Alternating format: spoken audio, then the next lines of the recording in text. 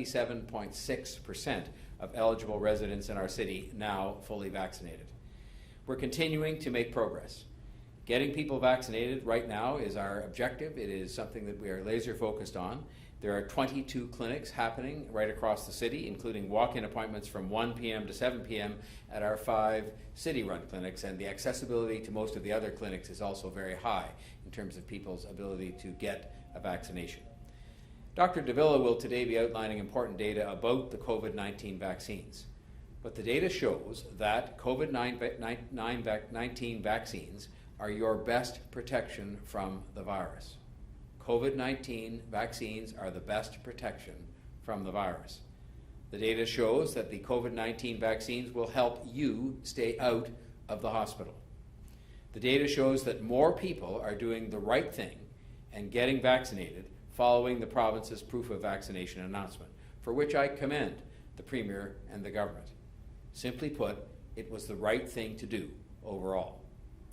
The data shows that the vast majority of Toronto residents who have received their vaccine doses have had a good experience getting vaccinated. Toronto Public Health has also worked to help put our 90% vaccination target in perspective. And I think it's important for the public to have these numbers you're going to hear about today so that you can see that the 90% target is attainable. This is something we will get done as a city. We've done so well so far and done so well in a way that is globally competitive with other global cities like us. It has never been a matter of choice for us as a city to strive to reach that number based on expert advice as to what we needed to do to protect public health and to protect the schools and to protect the economy. But we have to have the confidence about what we can do as a city as it becomes a bit more challenging for us. While it is still a challenge that lies in front of us as a city, we should look at it this way. We have already vaccinated millions of people. We have thousands to go. Not millions more, thousands more. But do that, we must as a city. We must do this together. We're working non-stop on the Team Toronto mobile strategy to make it as easy as possible for people, bringing vaccines right to people's front doors in some cases. Yesterday, we had vaccination clinics in 2 TTC stations, Islington and Warden. And again, around 50% of the people vaccinated were receiving their first dose. We continue to see the steady success of these clinics when it comes to reaching those who haven't yet been vaccinated. Dr. Davila and I have seen it. People who presented with the opportunity as they just walk by, stop in and get vaccinated. We will be announcing more clinic locations right in TTC stations in the coming days. And along with our continuing daily vaccination efforts, dozens and dozens of clinics each day, I've asked Toronto Public Health and city staff to work with our Team Toronto partners to launch a day of action in the next 2 weeks to help further drive up vaccination rates and build on our success. We have to create an even greater awareness of the challenge that does continue to lie before us and the importance of meeting that challenge, as we will. I know Public Health and all of Team Toronto are determined to reach our 90% vaccination target. This is something where we are unanimous in saying we will do this and we can do this as we must do this. We are laser focused on reaching this goal so that we can protect the great progress that we have made because of the global leading numbers that we've put on the board already in terms of getting people to get vaccinated. And that in turn will protect the health of all of the residents, it will protect the schools, it will protect jobs, it will protect all of the progress we have made from the darkest days of the pandemic. And I will say this before moving on to talk a little bit about the City Hall as a workplace. It is long past the time when we can as a city afford to have people knowingly spreading disinformation about something where the science is clear and where the benefit to the broader public health and to the broader public interest has been settled a long time ago. We're also continuing with the safe reopening of city buildings and of the city workplaces. The vast majority of city employees, of course, have been in their workplaces throughout the pandemic. Around 80% of city staff are frontline employees delivering services to you. You see them on the streets and in your neighborhoods all the time. And they've been continuing to work on location, delivering critical services in person since the start of the pandemic, and they will continue to do so. And I thank them for their continuity and for their efforts throughout that time. You'll recall at the start of the pandemic, the city ramped up its telework capacity from around 1,000 people to around 10,000 workers so that people who were not on the front lines could work from home and continue to provide vital public services. Last month, the City of Toronto reopened its doors for select in-person counter services at City Hall and at the Civic Centres. It's been wonderful to welcome residents and visitors back into these buildings and to welcome back some of the people who weren't at those posts during the worst days of the pandemic, and to welcome them back for the first time since March of 2020. About 12,011 residents have been served in person at these reopened counters since the 9th of August. An average of 3,000 residents were served in person per week over the past month.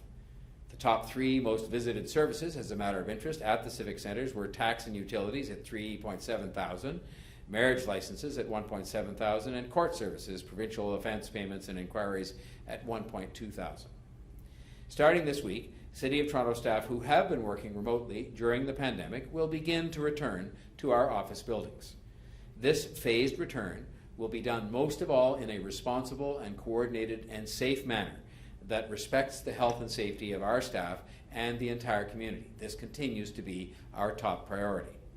But we will continue to make all decisions based on public health guidelines and workplace safety measures as much as we want to have people back working with us and serving the public in person.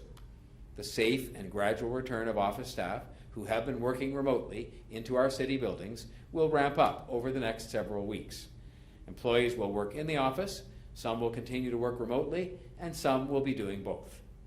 Building, elevator, and floor capacity limits, in addition to staggered and spaced workstations, will be in place to ensure the health and safety of all of the city's employees, as well as continued use of masks, daily screening checks, and increased sanitation and cleaning protocols. The safe return of our office staff to City Hall and other offices signals another important part of our city's recovery. More people out and about means more people supporting local businesses and restaurants and shops, and supporting the local economy, the very local microeconomies that exist in different parts of the city where people traditionally have gone to work but perhaps haven't been at work as much during the course of the pandemic. We know that a lot of those microeconomies have been deeply impacted by the pandemic, and while we're going to do it safely, we will have a gradual, safe return of people to work over time as circumstances dictate. It is my hope that this announcement of our own approach to this, done safely and done carefully, will inspire other businesses to follow this example and do the same in a safe and responsible manner, and help Toronto return to a more active and thriving city once again. But safety does come first. These are good, positive steps forward for our city. While we still have a pandemic to fight, and we believe you me, we do, and you'll hear more about that from Dr. Davila, I believe we are making progress. And most importantly, we have a weapon that works in the fight against COVID-19 and the Delta variant in the form of the vaccines. Our progress so far is, yes, thanks to a good effort that we have made as a city, administering with our health partners the delivery of these vaccines, but the thanks really belongs to the millions of people who have gone and got themselves vaccinated. And I know that that progress will continue as more and more people get vaccinated in the days ahead. It is also thanks to residents who follow the other public health measures, and we mustn't forget those as much as we're very focused on getting people vaccinated. And that includes wearing a mask when out in public. We have to continue to be cautious. We all know that, and I think the vast majority of residents are following along in that spirit. We are closer to the end of this pandemic than to the beginning. I've had occasion to speak in the last few days, as I will do tomorrow, about events that really mark the reopening, the gradual back to normal status of our economy. I am very optimistic about this city and its economic future. People continue to inquire of us to this day about investing and creating jobs in our city. Companies that are here already continue to take the step to recommit themselves by expanding their investments and their workforces here. And slowly but surely, things like transit ridership are returning towards normal levels. They're nowhere near there yet, but the signs are all positive. So we just have to keep on with the other positive signs we're seeing, which relate mainly to vaccination. And I know if we do that and continue to care for one another and support one another as we've been doing through the pandemic, we can get to where we need to be. So I encourage you to encourage your friends and your coworkers and others you know to get vaccinated. Dispel the misinformation that people are misguidedly putting out there about this, and make sure people know the facts based on the science.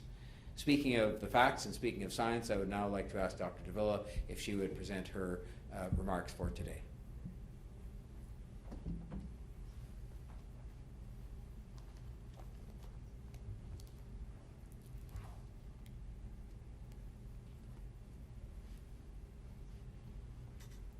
Thank you, Mr. Mayor, and good afternoon.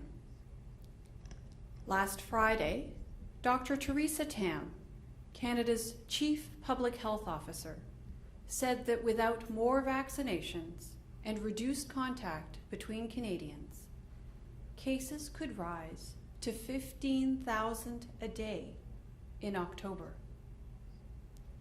That is a stark statement that echoed what was forecast by the COVID-19 Science Advisory Table 2 days prior.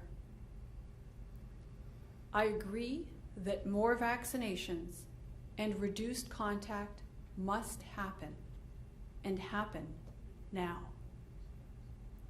Fortunately, both are directly under the control of each and every one of us. Where we are today feels frustratingly familiar. Some of what I tell you today will sound familiar as well. I've said it before.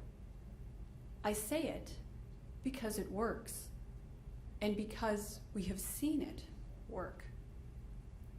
We have a lot more flexibility in our lives, which we need to work to preserve. School is resuming with a significant number of young students unvaccinated at this point. The best way to preserve the flexibility in life that we have, and to protect that large number of little people who can't yet be vaccinated, is to drive up vaccination levels and adjust our contact with each other. Another reason, on an individual level, is that vaccination continues to be the best protection against ending up in hospital because of COVID-19. Toronto Public Health data indicates that case rates amongst unvaccinated individuals are approximately 7 times higher than amongst those fully vaccinated. On top of this, based on currently available information, the vast majority of those who are in ICU, more than 90%, are not fully vaccinated. In order for Toronto to get to 90% full vaccination coverage, that's 2 doses, approximately 336,000 more people need to complete vaccination. Some are halfway there. At present, of those who are in between dose 1 and dose 2, there are about 164,000 Toronto residents who are eligible for their second dose. We've also seen an 18% increase in first dose vaccinations administered to Toronto residents since August 31st. In fact, first doses administered on September 2nd and September 3rd were the highest we've seen in Toronto since July. This may have been a result of people getting vaccinated in anticipation of a return to the office, or the province's announcement on proof of vaccination requirements to engage in different activities. Through mid-August, we surveyed Torontonians to find out what they were thinking about vaccines. In terms of closing the gap between where we are with vaccinations and where we want to get to, and considering the important questions around barriers due to hesitancy, we found some encouraging responses. We're seeing a decrease in vaccine hesitancy in Toronto residents since we surveyed them last March. About 1 in 6 residents, or 14%, can be considered as vaccine hesitant, which includes 6% who said they will definitely not receive a COVID-19 vaccine, and 8% who said that they are unsure if they will in the future. Overall, though, we've seen a 7% decrease in hesitancy since residents were last surveyed in March 2021. The next findings are important when we think about all those children who are heading back to school and who aren't yet able to be vaccinated. The vaccines are safe, proven, and highly effective. In short, they work. About 2/3 of parents with children under the age of 12 indicate that they are ready to have their children receive vaccine when it becomes available. We want that group of parents to join the tens of thousands of parents like them who've had their children vaccinated and taken at least a little weight off their minds as a result.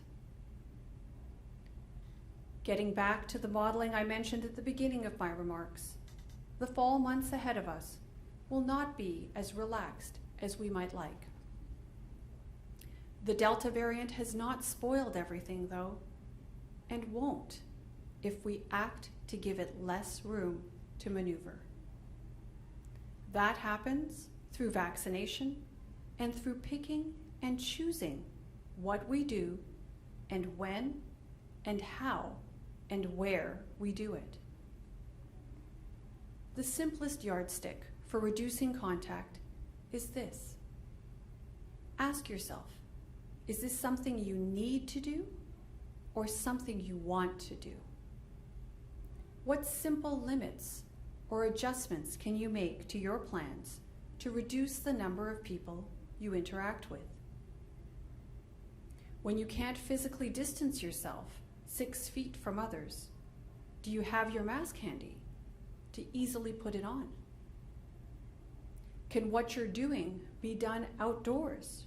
Or how can you make the space you're in better ventilated, such as by opening windows? I know this is wearying, and I wish I didn't have to say it. But I can no more fail to say it than I could fail to tell you that smoking is dangerous or to get inside when lightning threatens. We have all felt the frustration when asked to limit or change our activity. We have also all felt the satisfaction and the optimism that has flowed from those limits because infections fell and vaccination rates rose. I'm with you. This is tiresome. But as Toronto's doctor, I am behind you. And I can assure you, we can see this through to an end. The best outcomes will happen soonest if we all make sure we're vaccinated and we're really, really deliberate about how often, with whom, where, and how we interact with each other. I'll now turn it over to Lavin for questions. Thank you, Dr. Davila and Mayor Tory. We will now open the floor to questions. As a reminder, it's one question, one follow-up, and when we do call your name, we will unmute you. So first up, we have Mark Douglas from 680 News. Go ahead, Mark. Thanks, Lavin. Question for Dr. Davila first. Has the fourth wave in the presence of the, and I think I'm summing you up here, but you tell me, has the fourth wave in the presence of the Delta variant delayed Toronto exiting from all the safety protocols like the masking, like the physical distancing, or were we not really ever close to that time anyway? You know, Mark, I think that's a reasonable way to summarize things. I don't know that I would talk about a delay. I would talk, as I have throughout the entire pandemic, about adjusting actions in accordance with what we see, both in terms of the data and what we're actually seeing on the ground in terms of real life. We continue to see cases, we continue to see some degree of hospitalization, and on the plus side, we're continuing to see vaccination rates go up and up. So as you heard the mayor say, I think we are closer to the end than we are to the beginning. It is just that we need the continued efforts of all of us together as a community. We do have everything we need to control this within our power. More vaccinations, continuing vigilance around public health measures, and I'm sure we'll get to the end of the pandemic sooner rather than later. Thank you. And a question for Mayor Tory. You mentioned earlier that you feel it's past time for disinformation. Can you and City Hall do anything, or are you willing to do anything in sort of a civil ethics kind of way to prevent or block or limit anti-vaccination rallies and marches or demonstrations, the kind that we've seen in Toronto so many times before? Is there anything that you guys can do to sort of cut that down, to prevent that disinformation that you don't want anymore? I think our options in this regard are limited because the enforcement of the law and that drawing of the line between peaceful protest and outrageous misconduct really rests with the police and with bylaw enforcement officers, and in neither case do we direct those people as to what they should do or how they should do that very difficult job. So what I have done is made my own views known to the police chief, just in the context of saying, I hope you'll keep a close eye on that in the context of making sure that we don't allow these people to get carried away with and frankly, exercise a kind of form of tyranny over people who are just trying to go about their business in a perfectly legal manner and people who are just trying to enjoy themselves having dinner or doing other things in a perfectly legal and proper manner. And I just think that it's also time we started to call out people who spread, deliberate and in some cases outrageous misinformation about vaccines and about, stories they draw off the internet or somewhere that have no basis in fact whatsoever, and just really engage in that business of confident reassurance, comforting information for people based on the expert evidence we have available to us, not just from our own medical officer of health, who's excellent, but from all around the world. And have those people come to better understand, as I think we can do in a persuasive, manner of partnership, that this is best for them, it is best for their families, and it is best for the city as a whole. And I think, as Dr. Davila has indicated from some of the survey information she talked about today, most people, I think, if we take the time to do that, are probably willing to accept that, as opposed to the very small hardcore that have, different views. Thank you, Mark. Next up, we have David Ryder from the Toronto Star. Go ahead.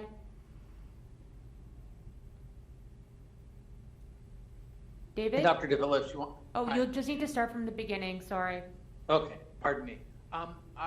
First question for Mayor Tory, and I guess if Dr. Davila wants to say anything, I'm just hoping you can comment on the TTC union continuing to oppose and telling their members that they, shouldn't go along with or shouldn't just accept the vaccine mandates that are being imposed on them.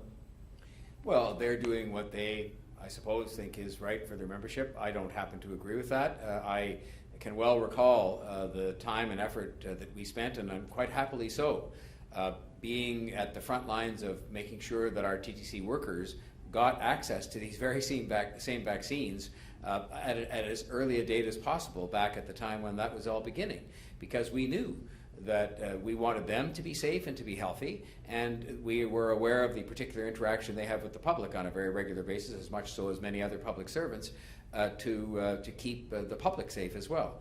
And so I just hope that individual TTC members, there's often a difference between what members of a union will think versus what their leaders say, and I just hope that individual TTC members are very dedicated, devoted operators who've worked so hard for us throughout the pandemic, will make their own judgment about what is in their own best interests in terms of health, what is in the best interests of the public they serve, and what is in the best interest of the city to make it healthy and make sure we can stay open and have the city come back to a more normal state of affairs.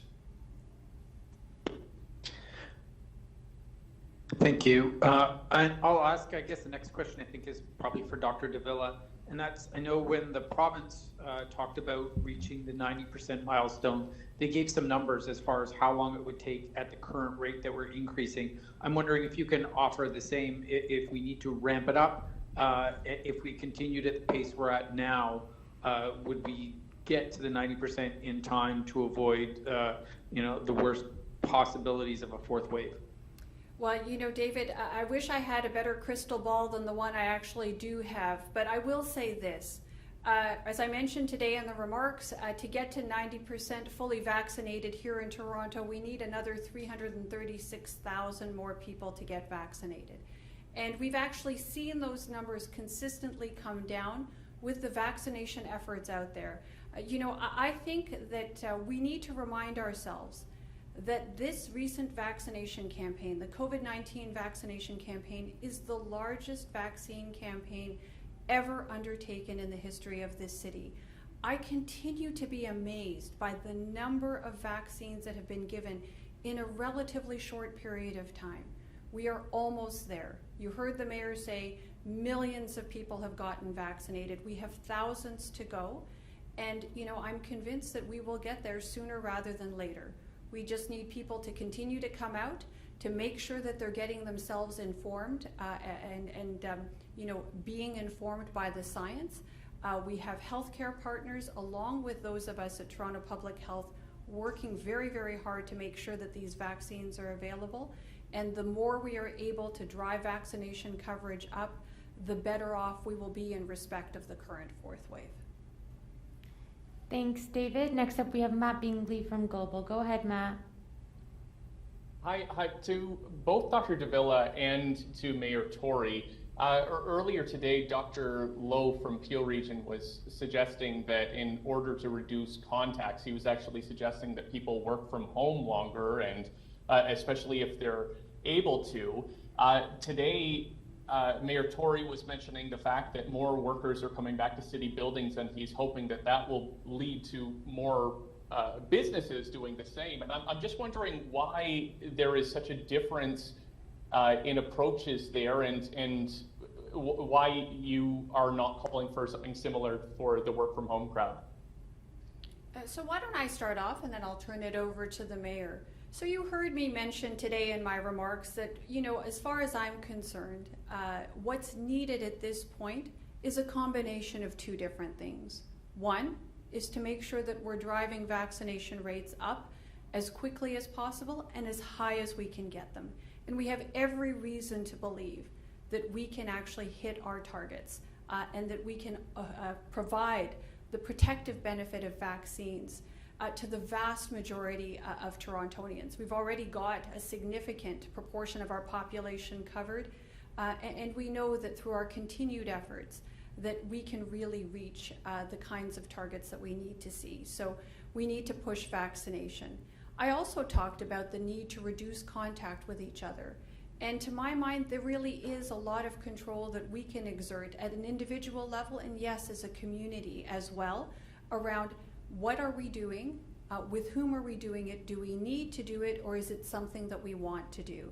So I think you're hearing quite a consistent message, and I'm sure it's the kind of message you'll hear from medical officers of health across the entire province, that it is the combination of vaccination efforts and adjusting our actions and interactions with each other so as to minimize the potential for transmission that will be what sees us through and what puts us in the best stead as we deal with this fourth wave of COVID-19. I'll hand it over to the mayor now. I don't think people should misunderstand at all the very balanced approach that we're taking to this. I mean, we focused first and foremost, and will continue to do so, on getting as many people vaccinated as possible so everybody, including city employees, can be safe. In that respect, secondly, we brought into play a vaccination proof policy that was, at the time, represented a major step, a courageous step for the city to take, and I think set an example as to what we thought should be done in order to protect the health of workers, our workers, and the public for that matter. And then the third thing we've done, and what I said today, was we are adopting a safe and balanced approach to the return to work of city employees. It will be done on a gradual basis, as I said. It will be done to a workplace that has been modified to make sure it is safe and appropriate through disinfection and reorganization of the workplace itself. And we are also indicating, as I did today, that contemplates many, many workers still working sometimes from home, all the time from home in some cases, or being here on a more full-time basis. So I think there probably couldn't be a more balanced approach to this, and I don't think it's really any different than what Dr. Lowe is saying. We have our approach that we've adopted in the city that I think can work for us safely. And I said again today very clearly, safety will be first, and that means if we have to make adjustments as we go or adjust the throttle in terms of how many people come back, when and in what circumstances, that's exactly what we'll do to make sure that safety is first for our employees and for the public. And to follow up, Mayor Tory, could you just elaborate a little bit more about what you mean by a day of action for the vaccination campaign? What day would this happen? I know you don't have a precise one, but what are we talking about here? Is this multiple locations? What? It really is more about multiple locations because we have reached the stage and we have learned that the notion of these kind of mass vaccination clinics, or even trying something today like the Scotiabank Arena, which worked magnificently at the time it was done, when we were probably, I forget, in the 50s in terms of percentages of people vaccinated. But when you're dealing with people that need a bit more encouragement, a bit more information, a bit more persuasion, a bit more of that person-to-person contact, you are more likely to see us put on the day in question, a whole series of events. So we'll have events in multiple locations. Maybe we'll have them in quite a few subway stations on one day. Maybe we'll have it in malls or schools, or have those buses all out, doing the kinds of things that they're doing, but on a very targeted community by community, building by building, street by street basis. But it'll be a day on which we try and concentrate that action to really raise awareness, but also to get as much done in a day as we can. So it's that kind of concept, which is just a different way of getting this done and drawing attention, given that we're down to the millions done, but thousands to go, but the thousands are in very precise locations in need of perhaps a little extra work on our part to get it done. Thanks, Matt. Next up, we have Scott Lightfoot from CTV. Go ahead. Thanks, Lavin. A question for the mayor. I was talking with the dozens of people who live along the Esplanade today, and they really feel the city is not listening to their concerns about the impacts that the temporary homeless shelter in the Novotel is having on their street. They say they no longer feel safe on the street. They've been harassed, threatened, assaulted. They say they have to walk through garbage, human waste, drug paraphernalia, and they say they've reached out to the organization that's running it, to the local councillor, and to your office on multiple times, and according to them, absolutely nothing has been done. So I'm just wondering what you can say to these people, some of whom are literally afraid to leave their homes now, and what can the city do for residents who've had these emergency shelters sort of dropped in their neighborhood with little to no consultation? Well, people in public service, including myself, have two very distinct obligations that we have to fulfill at one and the same time, and sometimes it can be challenging. Those two obligations being, of course, to make sure that we care for the most vulnerable people in our city during an emergency pandemic circumstance, and at the same time to maintain the stability of neighborhoods for people who live and work in those very same areas. And what we have done is we have cared for the most vulnerable people right across the city, and I thank the people who live in those neighborhoods for the fact that they have accepted and welcomed the fact that we needed to take care of those people in a different way because of the effects of the pandemic and some of the health requirements. I have been very engaged personally in dealing with some of the particular neighborhood challenges that we have faced. I will take it upon myself to review all of the input that has come to my office, but also, more importantly, to have a conversation with some of the representatives of that community to understand those concerns better, because I find when I do that, it puts me in a better position to reach out to whether it's the housing people, the agencies who do a great job for us helping to run these facilities, the police where they need to be involved, the bylaw people, and assorted others. So I will undertake to do that for that particular shelter, but I can't in any way abandon my responsibility as mayor to make sure that the people who are most vulnerable, most in need of care, extra care at this time, especially in our city, are cared for. But we have to try to do it in a way that is obviously maintaining at the same time the stability of neighborhoods. So I will take a look at that and see what I can do to be helpful. And just to follow up on that, so the city's lease on this hotel is December 31st. I'm not sure the end date on the other temporary shelters, but the neighbors are hearing that this lease may now be extended into next year. It does seem unlikely that the city would toss these people out in the middle of winter. Can you confirm whether or not the city is looking at extending these temporary shelters? And what exactly is the city's short-term plan? I mean, I know housing is a long-term plan, but what's the short-term plan for the people in these shelters, be it December of this year or April of next year, when the city has to shut them down? Well, obviously, you put your finger on the real challenge that's in front of us, because it's fine to say you're going to terminate a lease or close a given shelter. And let's remember, a lot of these shelters in hotels were created because of the requirement that we have physical distancing as distinct from how people were accommodated in the shelters previous to the pandemic.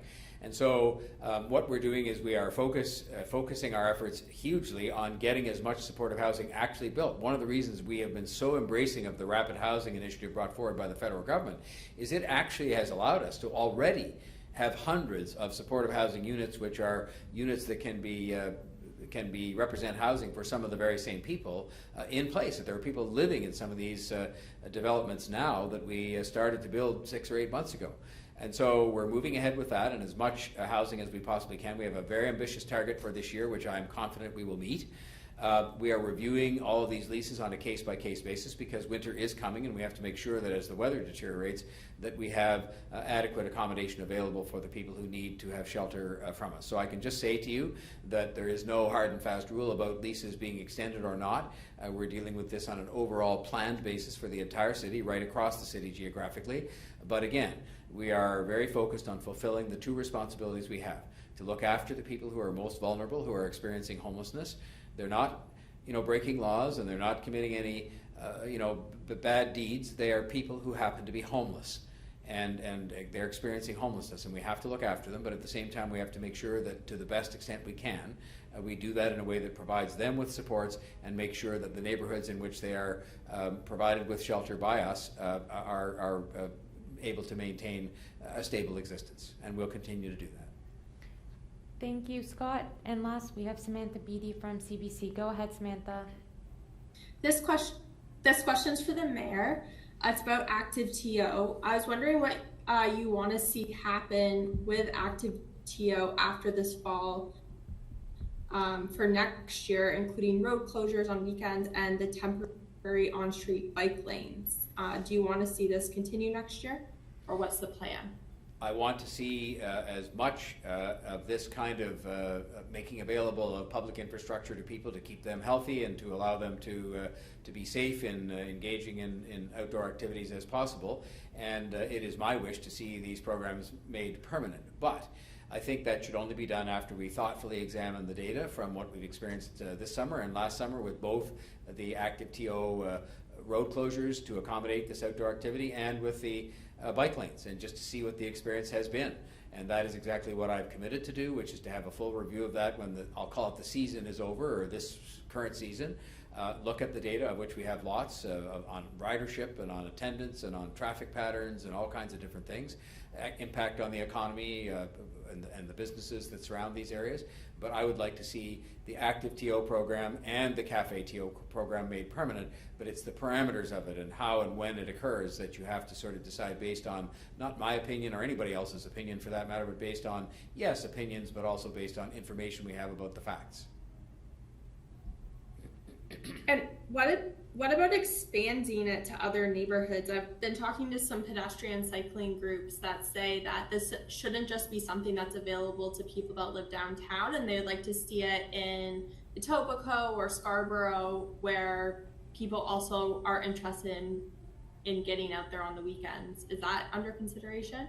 Well, as you know, there were a couple of instances this summer, at least 2 I can think of, one at the Allen Expressway and one at Black Creek Drive, where we actually did close a road, albeit only for a day or 2, in some of those neighborhoods that were not downtown. And we did it in part to provide people with the opportunity to take advantage of ActiveTO in those neighborhoods. And so again, we will take the facts derived from those initiatives and see what the response was, see what the the impact of it was, and we'll make a decision accordingly. But it was at my initiative that we in fact invited people across the city. We invited every single ward to suggest that they would like to take part in this program, and that we were willing to look at closing roads and other things to accommodate some experimentation in that regard. And we had a limited response to that, and so I'm very willing to take a look at it, and very willing to look at the data. And again, I would like to see it, if possible, whether it happens every week or in every place, be something that could be enjoyed on an even wider basis across the city. But that remains to be seen in terms of the review we'll do once this part of the season is over. That's it for today, everybody. Thank you and have a great rest of your week. Thank you.